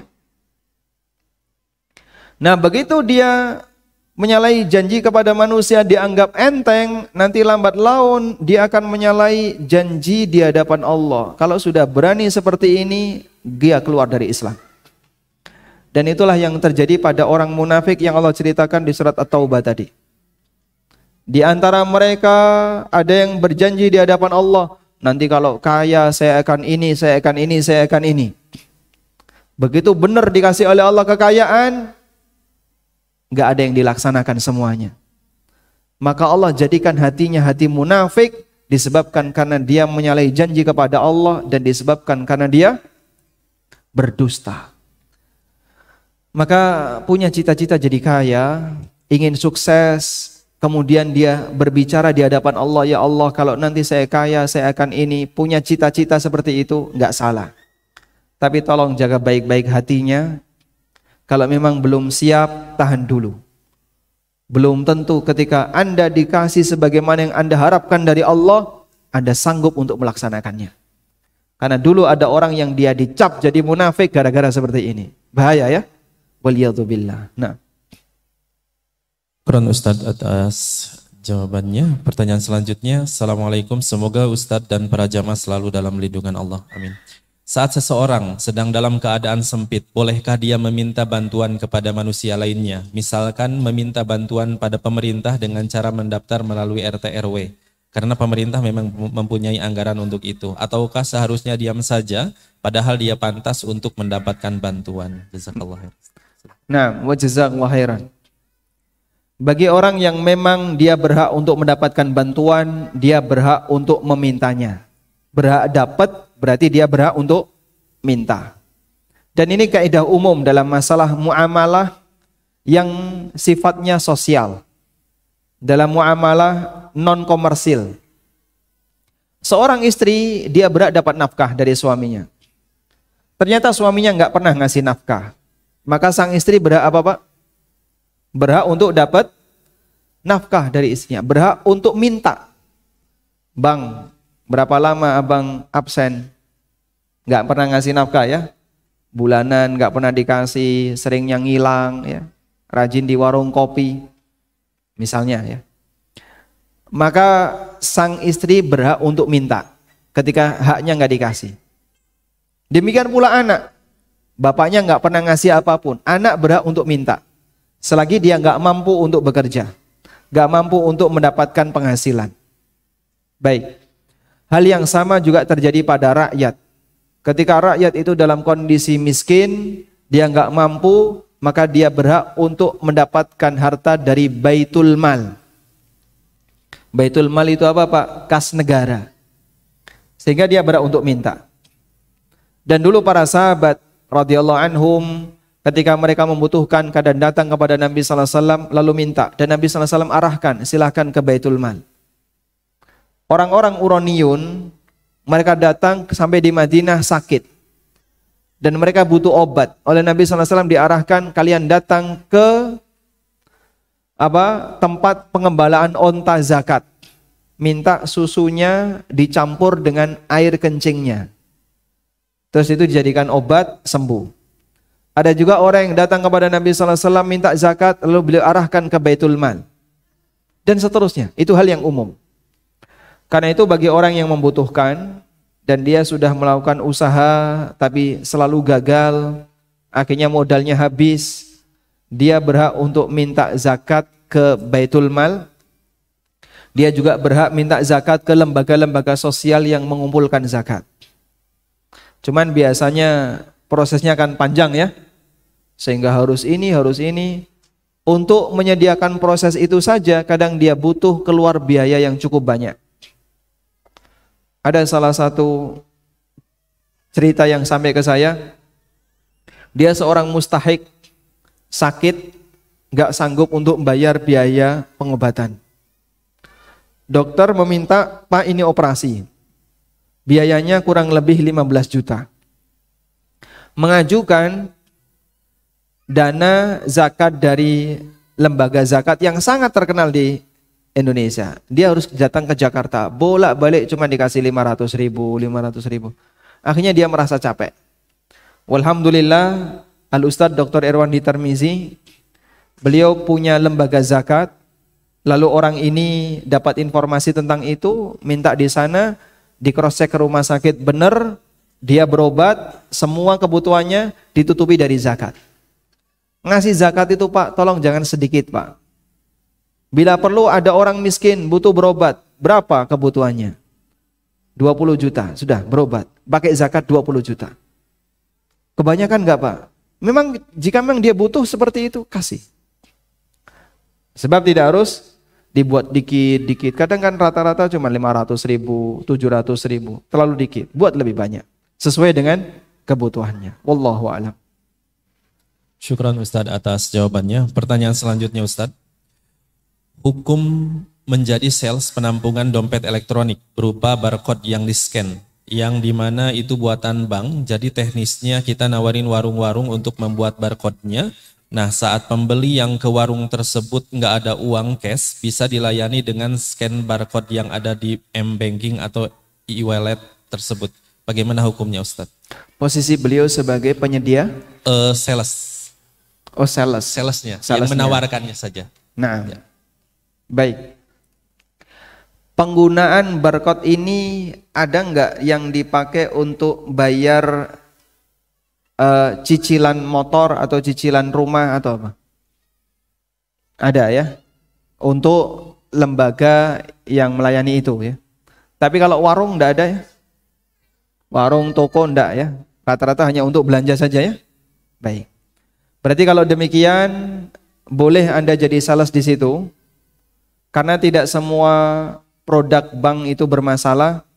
sebatas untuk al-ifa wal istifa, tarik atau store tunai, atau tarik store yang non tunai, cashless. Tidak ada riba di sana.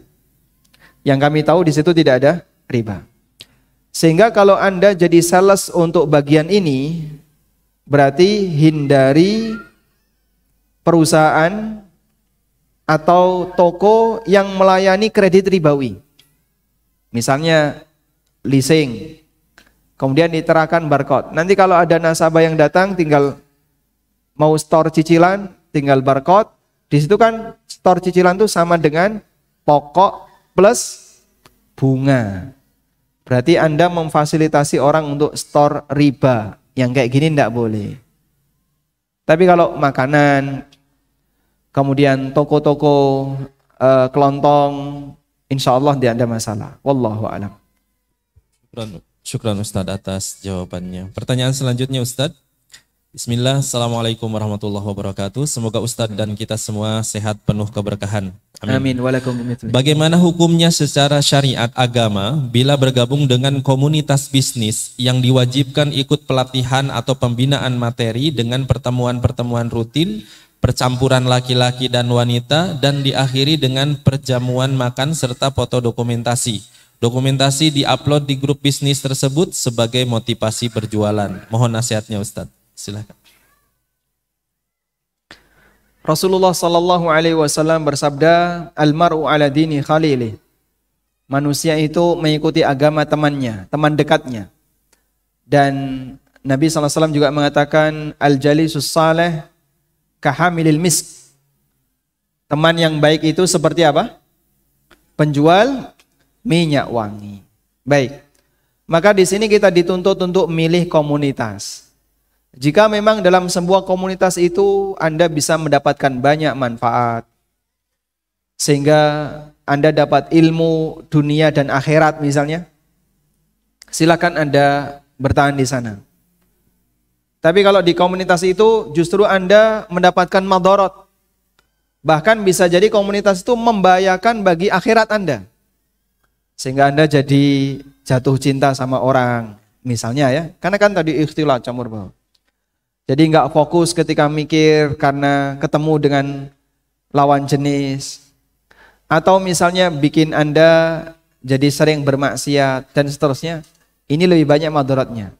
Ya Anda bisa hindari. Kalaupun Anda tetap butuh ilmu dunianya, Anda bisa ikuti bagian ilmu dunia, akhiratnya untuk masalah apa yang lainnya Anda tinggalkan.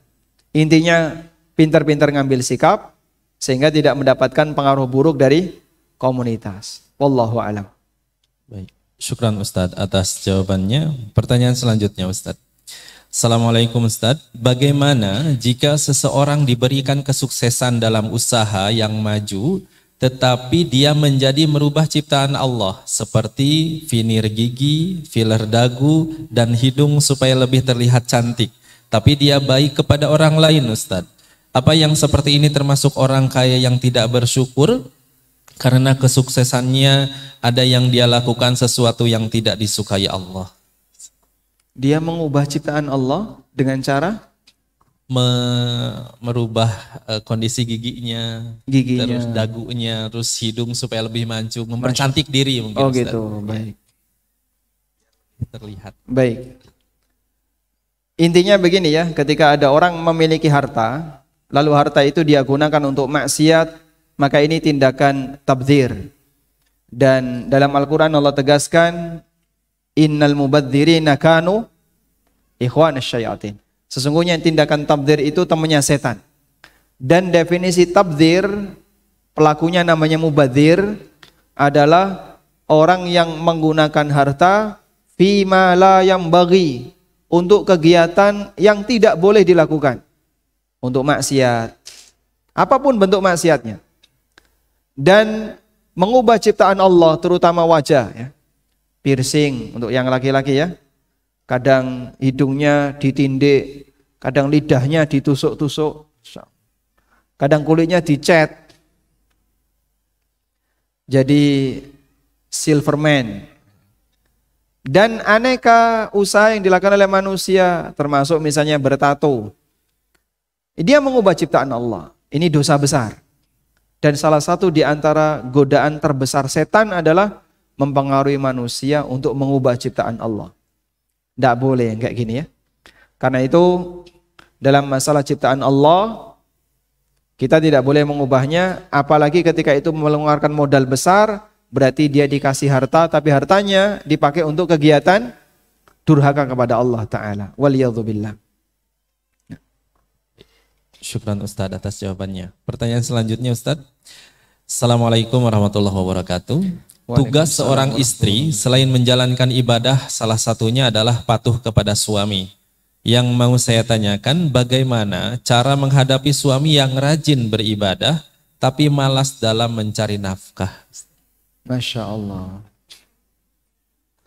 Bagaimana cara menanggapi suami yang rajin beribadah tapi malas nyari nafkah? Itu suruh nambah biasanya. Betul. Kalau disuruh nambah gimana? Nambah istri. Berbahaya ya. Masya Allah. Mencelakakan 2 orang nanti. Baik. Barangkali kalau dia punya 2 tanggung jawab kan semakin mikir ya. Akhirnya dia mau untuk bekerja. Gimana Pak? Nambah anak aja ya. Suruh nambah anak. Nah. Tayyib. Apa yang harus dilakukan oleh sang istri? Begini jamaah. Kewajiban suami dalam memberikan nafkah bagi istrinya, itu standarnya adalah nafkah yang cukup untuk bisa hidup normal di masing-masing lingkungan. Dan itu berbeda-beda antara satu daerah dengan daerah yang lain. Satu orang untuk bisa hidup normal di daerah Padalarang, di daerah Bandung, butuh biaya berapa Pak? Untuk bisa hidup normal di daerah ini butuh biaya berapa? 100.000 sehari? Cukup? Karena larang-larang ya 200.000 ya. Mahal semua. 100.000 cukup? Cukup, baik. Maka standar nafkah minimal yang harus diberikan oleh sang suami adalah 100.000 per hari untuk istrinya. Istrinya saja. Agar dia bisa menjadi wanita yang bisa hidup normal di Bandung. Kalau kurang dari itu, suami punya kewajiban untuk bekerja lebih agar dia bisa ngasih nafkah kepada istrinya sesuai standar minimal. Paham di sini? Kalau enggak gimana Pak? Kalau enggak dia berdosa. Sehingga standar minimalnya kembali kepada ukuran nafkah minimal di masing-masing daerah. Ukuran minimal di masing-masing daerah bukan melihat dari kekayaan tetangganya. Nah, tinggal nanti perlu diketahui ibu yang bertanya itu kebutuhan nafkahnya berapa, yang dikasih suaminya berapa. Kalau sudah cukup, maka ibu tidak punya hak untuk memaksa suaminya bekerja. Tapi kalau masih kurang, Pak, penghasilan suami saya sehari kadang 70.000, kadang 80, itu pun tidak setiap hari dan saya kekurangan. Nah, kalau itu Anda berhak untuk minta suami kerja lebih, biar nafkah Anda jadi cukup. Jadi standarnya apakah itu cukup ataukah kurang. Bukan lihat tetangga, itu sebelahnya ya Pak sudah punya rumah, sudah punya ini. Jangan lihat kayak gitu, kalau itu nggak ada ujungnya. Kalau seperti itu tidak ada ujungnya. Nanti Anda suami berhasil beli mobil baru, tetangganya ganti Innova, pingin ganti Innova. Sebelahnya ganti Pajero, pingin ganti Pajero. Nggak ada ujungnya jadinya. Yang seperti ini bukan standar kewajiban suami memberikan nafkah bagi istri. Wallahu a'lam. Syukran Ustadz atas jawabannya. Pertanyaan selanjutnya sepertinya masih dari akhwat Ustadz. Assalamualaikum warahmatullahi wabarakatuh. Barakallahu fiik Ustadz. Bagaimana hukumnya belanja online yang menggunakan voucher gratis ongkir? Apakah termasuk riba Ustadz? Dan yang kedua, bagaimana hukumnya ikut paket lebaran di mana kita setor dulu uangnya tapi barangnya dibagikan mendekati lebaran. Jazakallahu khairan Ustaz. Waalaikumsalam warahmatullahi wabarakatuh. Untuk yang pertama, apa hukumnya menggunakan voucher gratis ongkir? Kenapa kita jadi sensitif dengan yang namanya gratis ongkir? Enggak semuanya yang gratis itu riba ya Pak ya. Sehingga kadang orang itu jadi begitu sensitif dengan yang namanya gratis ongkir, cashback, kemudian apa lagi? Dan aneka fasilitas yang lain. Belum tentu ini riba. Karena itu perlu dilihat latar belakangnya. Anda mendapatkan voucher, cashback, alasannya apa? Oh, saya kan teman dekatnya yang punya Shopee, misalnya ya. Wajar saja. Atau Anda teman dekatnya yang punya marketplace, ya silahkan saja. Alasannya apa dulu? Pak, saya top up dulu. Top up, kemudian uang saya mengendap. Kemudian nanti ketika saya belanja, saya gunakan uang online ini untuk pembayaran. Kalau seperti ini yang terjadi, kita bisa menilai berarti Anda mendapatkan voucher sebabnya karena Anda naruh uang di sana.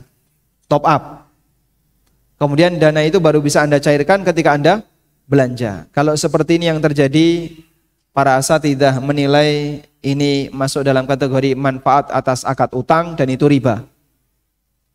Tapi kalau vouchernya karena ini hari Harbolnas, ya, hari bola nasional, lalu Anda dikasih voucher gratis, silahkan dipakai karena tidak ada hubungannya dengan akad utang. Wallahu a'lam.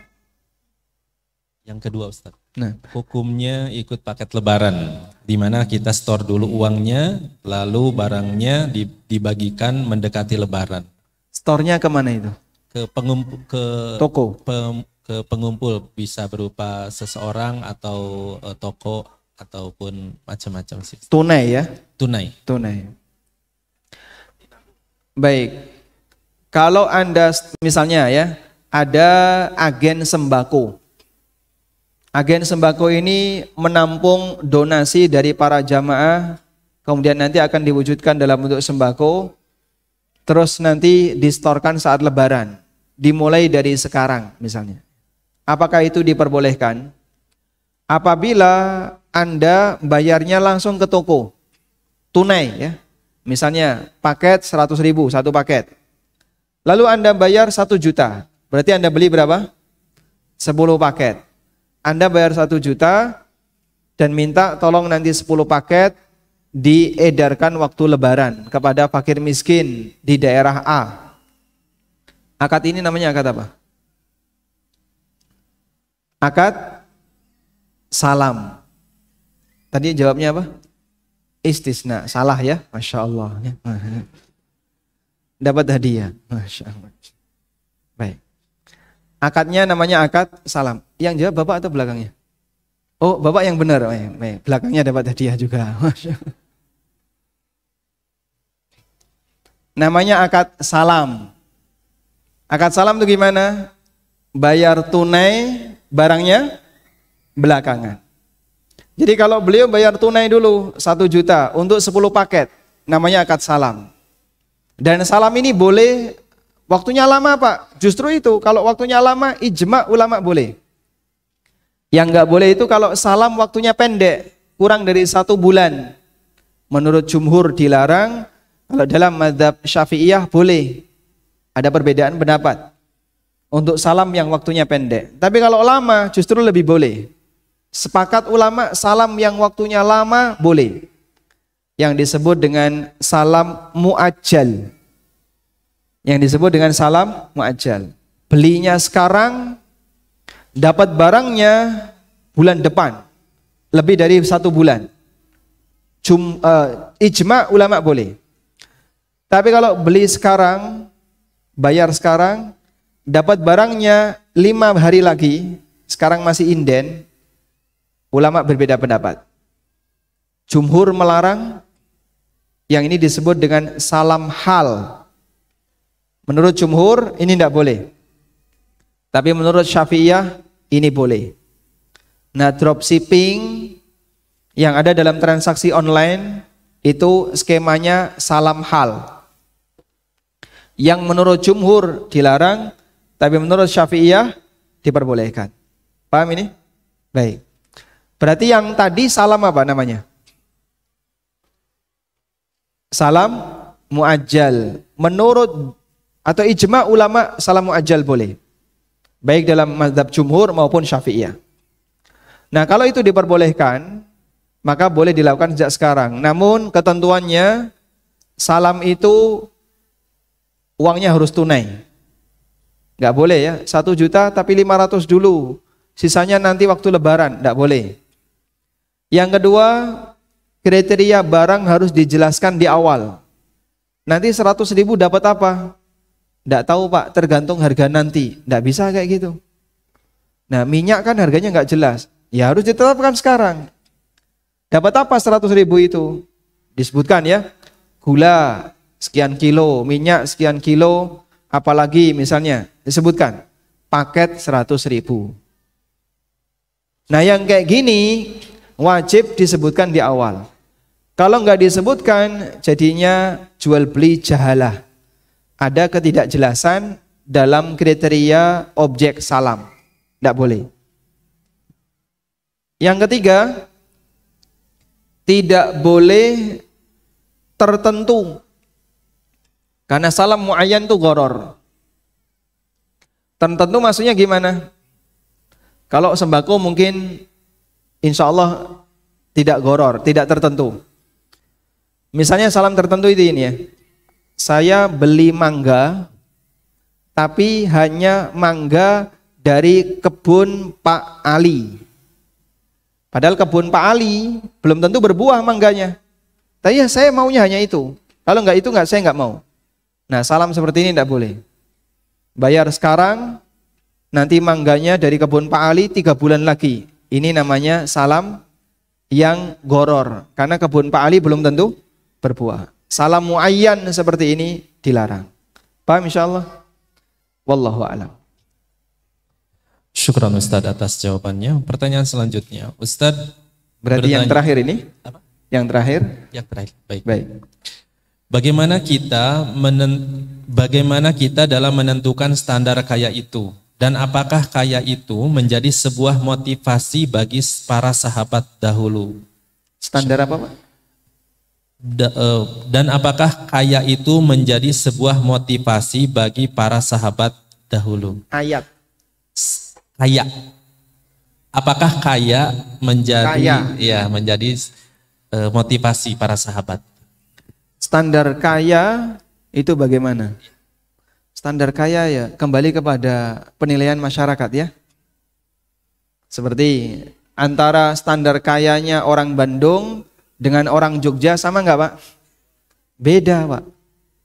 Orang Bandung disebut kaya kalau dia sudah punya disebut kaya kalau dia sudah punya rumah sekian, mobil sekian. Nah, itu baru kaya. Nanti Jakarta juga beda lagi.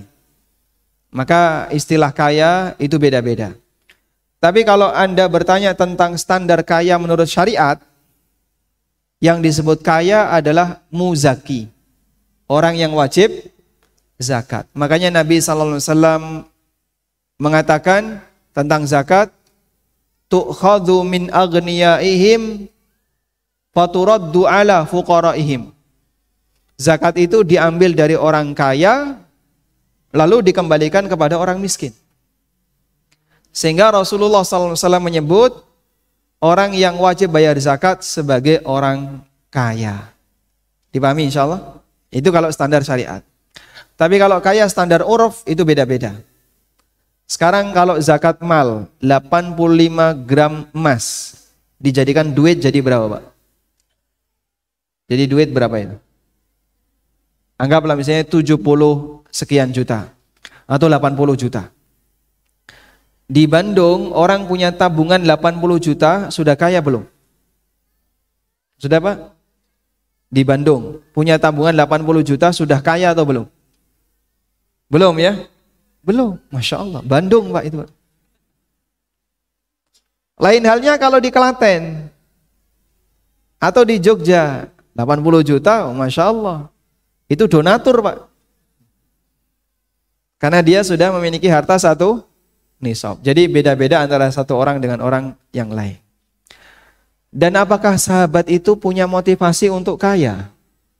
Ada sebagian sahabat yang seperti itu. Tapi dia punya niat. Bagaimana agar dia bisa memenuhi kecukupan kebutuhan Nabi SAW.